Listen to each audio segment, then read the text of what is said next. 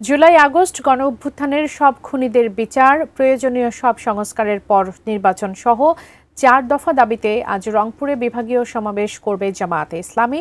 এ বিষয়ে রংপুর জিলা স্কুল মাঠ থেকে বিস্তারিত জানাতে এই মুহূর্তে যুক্ত হচ্ছেন সহকর্মী শাহরিয়ার মিম। শাহরিয়ার মিম, এখন সেখানকার পরিস্থিতি কেমন দেখতে পাচ্ছেন? কি পরিমাণ সমাগম হয়েছে, নিরাপত্তা ব্যবস্থা সহ বিস্তারিত জানাবেন। বাবলি, আপনাকে ধন্যবাদ। রয়েছি রংপুর জেলা স্কুল মাঠে। আজকে বাংলাদেশ যে জামায়াতে ইসলামী তাদের যে বিভাগীয় সমাবেশ সেটি কিন্তু এই মাঠে অনুষ্ঠিত হবে বিকেলে। আমরা ইতিমধ্যে দেখেছি যে মাঠ কিন্তু কানায় কানায় পরিপূর্ণ হয়ে গিয়েছে, যদিও কিছুক্ষণের মধ্যে জুম্মার নামাজ শুরু হবে।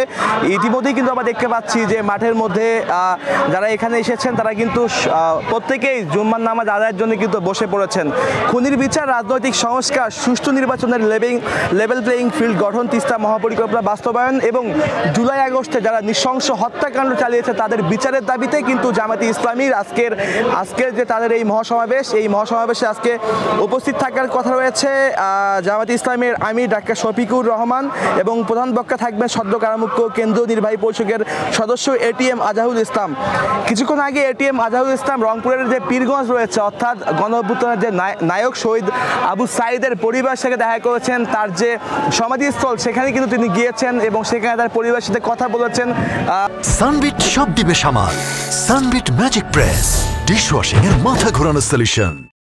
আমরা এবং জামাতের যে আমি তিনিও কিন্তু এসেছেন, আমরা বিভিন্ন সোর্স থেকে জানতে পেরেছি বিকেল নাগাদ এখানে শুরু হবে এবং নেতাকর্মীদের আমরা দেখতে পাচ্ছি বেশ উচ্ছিষ্ট, প্রায় 17 পর জামায়াতে ইসলামী যারা বিভিন্ন সময় গেল 17 বছর বিভিন্নভাবে তারা নির্যাতিত হয়েছিল, তাদের যে রাজনৈতিকভাবে তাদেরকে আসলে নিষিদ্ধ ঘোষণা করা হয়েছিল এবং সেই সঙ্গে তারা